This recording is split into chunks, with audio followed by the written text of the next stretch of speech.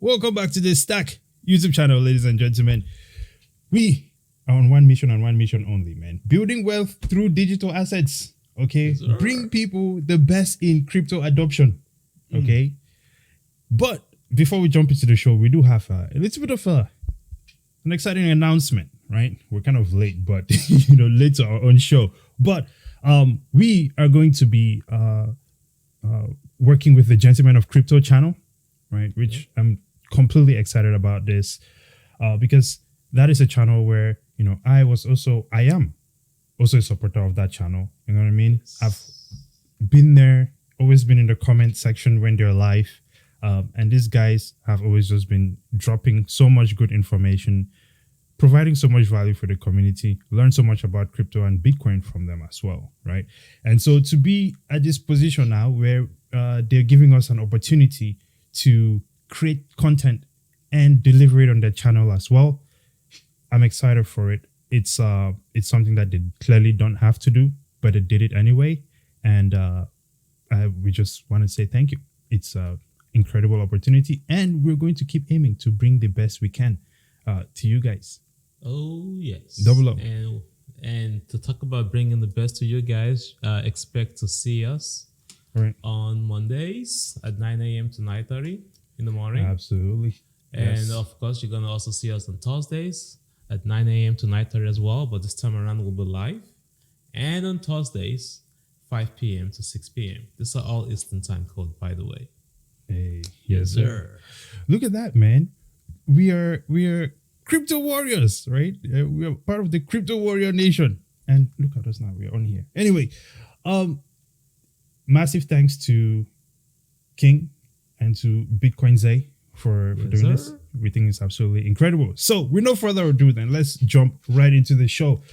One of the things that is going on right now is the excitement around Bitcoin, cryptocurrencies, and the use case that comes with some of this, cryptocurrencies. What we're going to be talking about today is the big dog, right? The OG, the original, okay, Bitcoin, and a use case as a tool for independence, right? Here's the thing. We've seen a lot of cryptocurrencies come out. We've seen a lot of different things promising to do a wide array of things, from decentralized everything, right? Which that, by the way, is a problem and something that I'd like to talk about. That's a whole argument on itself.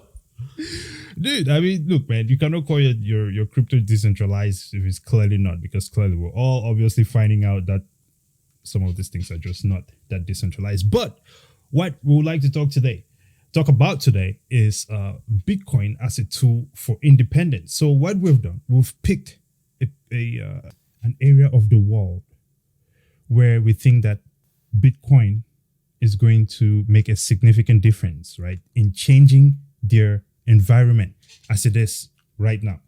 So if you don't mind, I would like to take you back. You just, story time, right?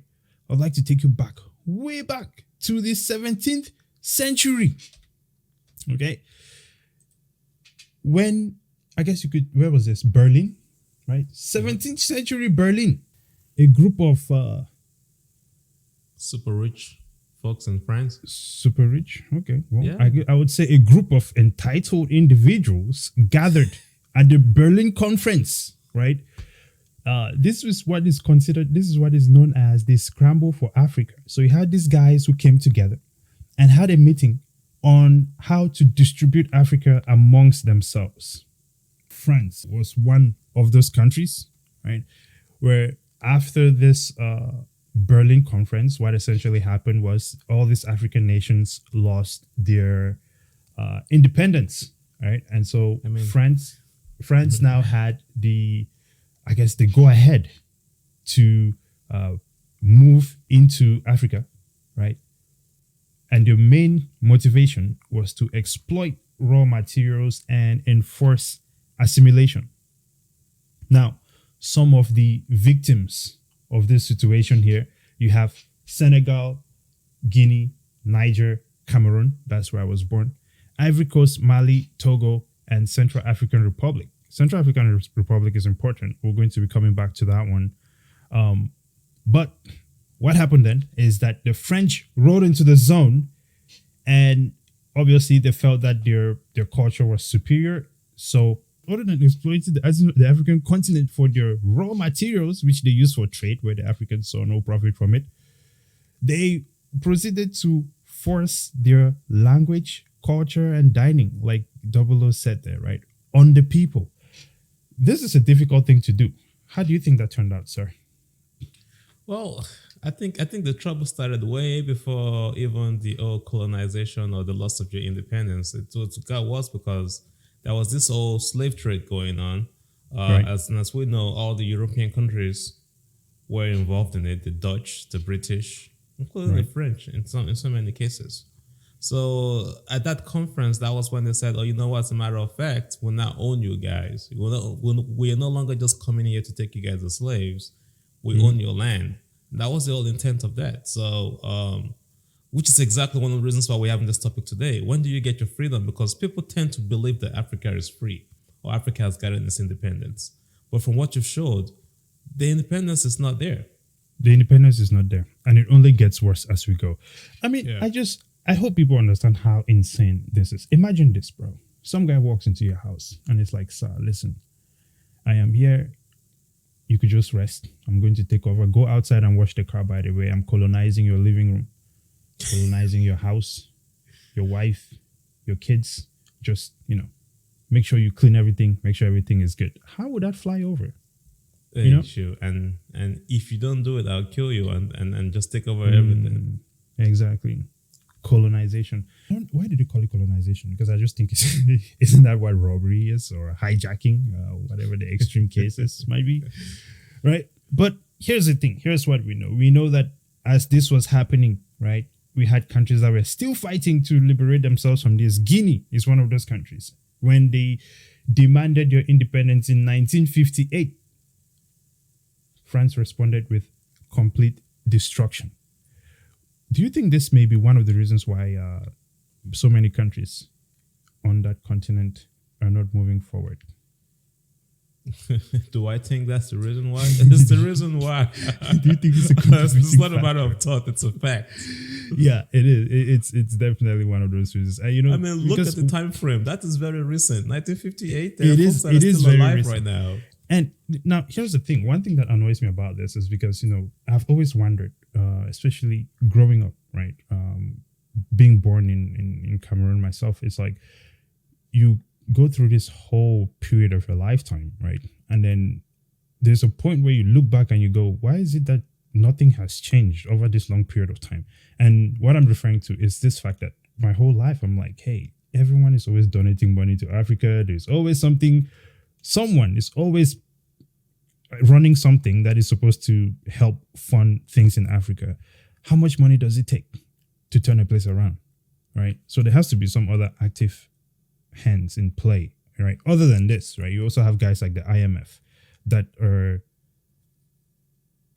helping this, lack of development in these countries. Would that be somewhat accurate? Well, it's more than accurate. I think absolute power, it's corrupted. What we've seen on the African continent is exactly this, and this is just French colonizers alone. But what you say is that the resources come, the money come to take resources. The money don't come to solve the problem. To solve any problems, yeah, absolutely. And when the money comes, it just buys out the corrupted leaders that the African continent have, and those that are good don't ever survive.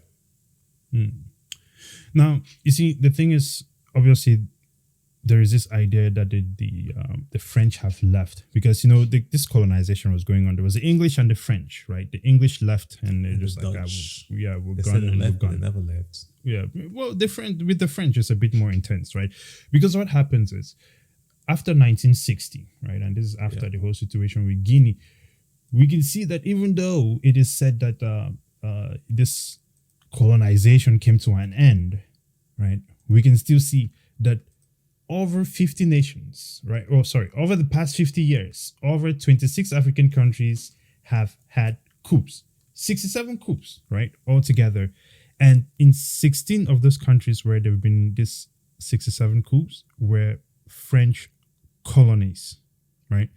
Because you see, what happened here is that even though the French left, right, they really just replaced that direct rule with something else. And for any leader that was not playing their game, we could see that they were either assassinated or overthrown, right? Here are some guys. Sylvanus Olimpo, right? President of Togo, first and third president of Togo, actually. Overthrown. No, actually, he was assassinated. We have David Dacko, assassinated. Thomas Sankara, Burkina Faso. Guy. Bro, Sankara was that guy was giving it to them too. Hey, look, man, okay? But every time, and here's the thing, every time and that any of these guys were overthrown or straight up assassinated, we can see that the outcome was, or the reasons were really kind of along the same lines, right? Either these guys were trying to reject the French presence in their country, or trying to remove the French franc, which is the currency they use, from their country. Because what happens is, even though France has left, they still have a stronghold on their economy and their politics, right?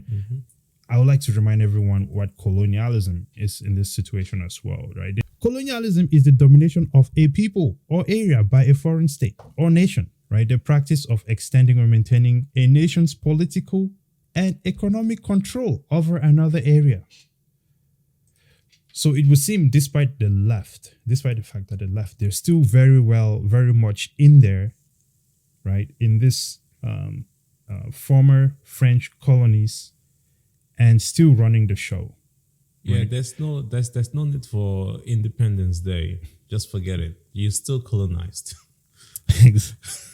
I mean, that's the definition. What else are you arguing about? Exactly. That is exactly what it is. That's exactly what is going on there. And, it is very clear that the French, incite these things. They are definitely engineering, how would you say, the removal of this precedents, right?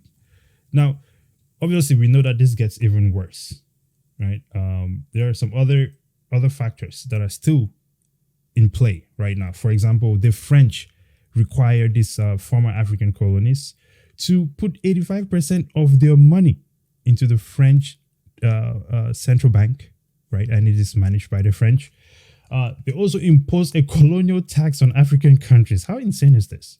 Extracting about $500 billion from the French, allowing only 15% of this reserve to them, by the way. So if whatever nation wanted to borrow money, which is insane that they even have to borrow their own money, they can only access about 15% of it, and only so much within a year.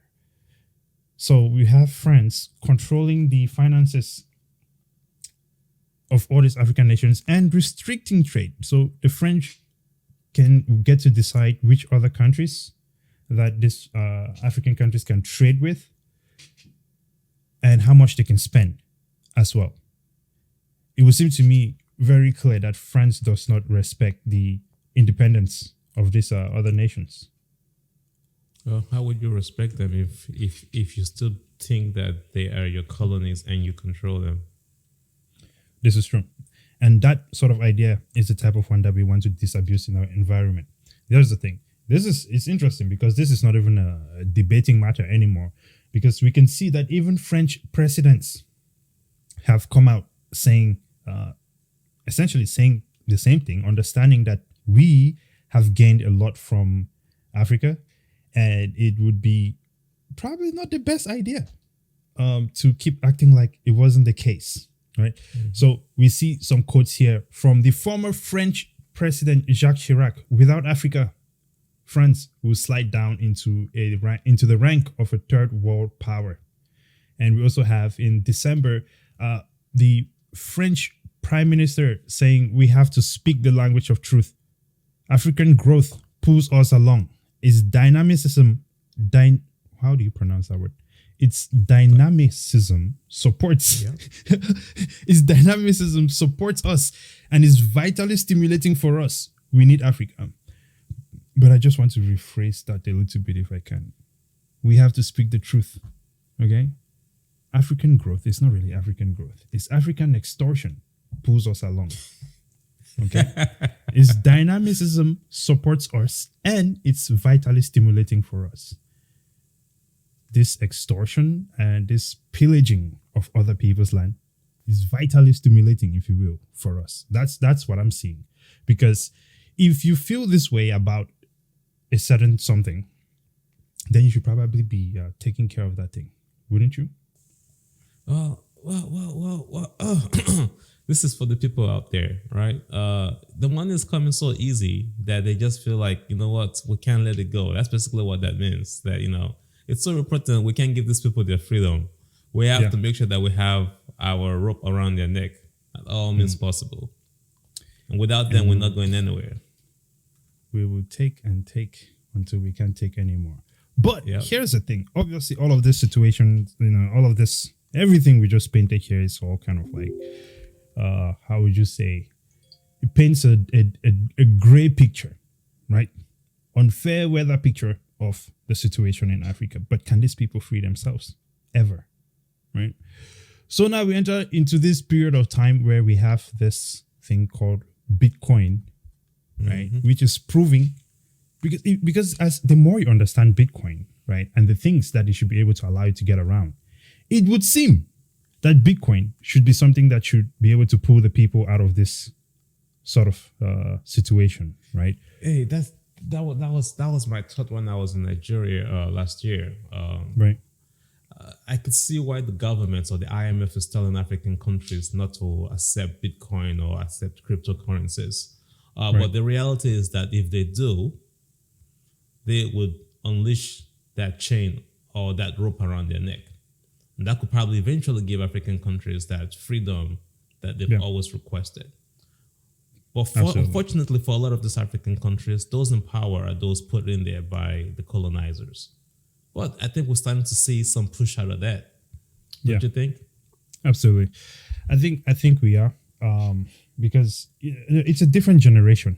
The previous one, it also was a generation that was not exposed to a lot of information. Right. Yeah. Now we live in a time with social media. Anything you do anywhere in the world can be seen. Right. Yeah. I'm not saying that Bitcoin is going to flip these places around in a heartbeat, but I am saying that it is cool that we have a different solution and a different approach to this thing. I don't think Africans need people to keep donating stuff to them because it's not because they're incapable, right? They have the resources. That is why countries like France is there. Exactly. The money is there. China it is the richest. There. Right. It is the richest planet. Right. It is the richest. I just said it's the richest planet. It's the richest continent when it comes to natural resources. It must well be a planet. Hey, right. Everyone is launching a rocket to Africa or something. Anyway, it is a very rich planet, right? And so continent. Jesus Christ. Listen, man. Africans are from a different planet. That's what it is. So it is a very rich continent, right? So it does not make sense with very capable and smart people. So it does not make sense that they are where they are right now. I mean, it makes sense. It is corruption. But this is what Bitcoin is here to attempt to change, right? Yeah. At least we hope so. Now, we have some movement on the ground already. The Central African Republic has adopted Bitcoin. Which, by the way, speaking of the Central African Republic, this country has gone through a lot of turmoil over time. I was born in Cameroon, right? And where I was born was kind of like almost. I'm from the northwest. Am I from the northwest or the southwest? I'm the southwest, right? But we're more on the east coast. Yeah, so we're kind of close to Central African Republic. When I think about it and when I understand the turmoil that has gone down in South Africa, man, I'm not going to lie to you, bro. I count myself to be lucky. Do you know that just a little bit, man, I could have been born in a very different environment? Isn't that crazy? Yeah. Because you don't really get to pick where you're born, right? You don't get to pick. It's exactly. And so you pop out, you're where you are, and that could determine the rest of your life. So insane. But let's get back to the situation here. So the Central African Republic, right, adopts Bitcoin, or they've officially made Bitcoin legal tender, right? And we see that one of the things that this can help the Central African Republic do is to be able to trade without going through the French. Because as of right now, if the French were to try to make any trades, or if any of these countries, the ex-French colonies, try to make any trades, they have to go through France. France has to approve it. France has to be okay with it, right? If there is some sort of growth, the French can definitely debase their currency. Yeah, debase, tax them. Exactly. So there is no way out of this hole. However, the idea behind Bitcoin is that you'll be able to have your own sovereignty, right? Having that control, right, over your economy, control over your spending, your wealth, what is yours, right? And being a great store of value, right? Because so no one can debase your currency as the French are doing to all these other places right now. And this is happening in other Spanish countries as well, right? And then your country and everyone else in it gets a fair opportunity to be included in the global economy, which is, freedom, if you ask me. What are your thoughts there? Yeah, I think at this point, if you're an African country and you're really serious about your independence, your true independence, or your true freedom from colonization, you need to think, how do you get out of it? And one of the biggest challenges that African countries have had is the ability to keep their money or have their own money. There was an attempt to have the African currency, and the leader of that initiative, Gaddafi, was killed. So that was a no-go. Another big challenge as an African country is the ability to keep your resources or maintain your resources, basically your store of value. The moment you start building that up, the IMF and all those other big banks know how to devalue your currency so that you stay indebted to them, right? So that's another big issue. And the biggest challenge for all African countries is growing your economy. How do you grow your economy? If you don't have the money, you can't grow an economy. So you're always constantly having to borrow money. So if you say you switch to something like the Bitcoin standard, right, which allows you to, it's a limited resource, limited amount of sources, right? And you can now trade your resources with international countries without the devaluation of your currency. Then you can grow your economy and you can kind of leave that poverty line. You don't need other people's money. So that's one of the reasons why we have the show today, is that Africa's independence is right there if they can just start to learn the Bitcoin standard. We can even see, say, if we take El Salvador, for example, right? Yeah. We can see that there's been some benefits to this thing. One of those things is, say, something like money remittance, right? Yep. That's the biggest one too. That is a massive one, right? Because I've had this conversation with people before, and they're like, well, the development is not there in Africa to make these things happen. Not everyone has access to smartphones and stuff like that. Here's the thing. I think with awareness, right, and the continuous adoption of Bitcoin, that is not a problem at all. Okay. I want to point you to Ukraine recently, right? Yep. We saw how fast that situation reversed into a third world country. Yep. Right. But the amount of money that flew into that country through cryptocurrencies and Bitcoin is unlike anything we've ever seen before. Yep. At no other point in time in our history have people been able to impact someone's life directly, without even knowing them, directly, right? Without any third-party interference from the government or, I don't know, who else stands in the way of financial, I guess, transactions, right? Yeah. We've seen somewhere like Canada where banks were able to freeze people's accounts, but they could not stop something like Bitcoin. So there is that. I am very, very excited for this. South Africa has taken the first move on this one. I am hoping that we'll see more and more countries kind of follow suit with this as well, because if we can all get on the Bitcoin standard, right, I think that is definitely going to be a strong future for all of us. Final thoughts, sir. So Africa's vision, or the African World Forum, whatever it's called, vision to have a single currency could easily be solved. Worrying about all the different greed and all the different mindsets would be removed if you just go to one standard, Bitcoin standard. You don't have to worry about each country's political issues, because Bitcoin does not have any borders. There's no borders at all. Yeah. Before we close this one out, this one just actually came to my mind because we actually read about this a little while ago. I think that with the adoption of Bitcoin, right, it opens this economy to investments as well, right? Of course, the violence has to stop. The wars cannot keep going, but we also know that part of this wars is because of a massive amount of these wars that are going on there is because of the French, right? So if we can get around this situation, I think that Africa is really a blank slate for new technologies, right? Because if you think about it, especially when it comes to things like Bitcoin mining, if you can set up in an environment that is not already functional, which means you have to redesign the infrastructure. But if you can set up in an environment where there's so many resources and there's so many people can benefit from the development of mining plants in that environment, right? Shared electricity. This will bring electricity to people. This will bring jobs to people. This is how you grow an economy. And I think with Bitcoin, we can do that. Yeah, you don't have to worry about transitioning from legacy to updating. You just go straight to updating. Exactly. There you go. Well, ladies and gentlemen, please do not forget to like, share, subscribe, right? Our screen is not working right now. That is a bit sad, but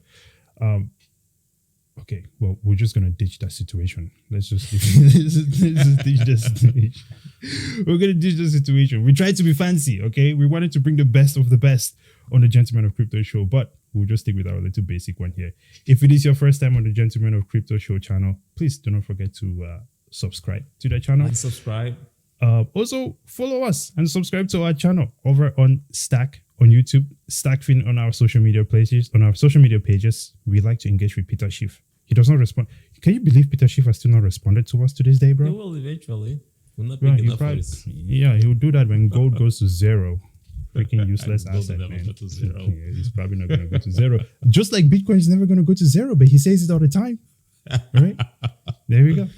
Guys, and subscribe to the Gentlemen of Crypto's channel for sure. Thanks for watching. Until next time, Brazen out. Double O.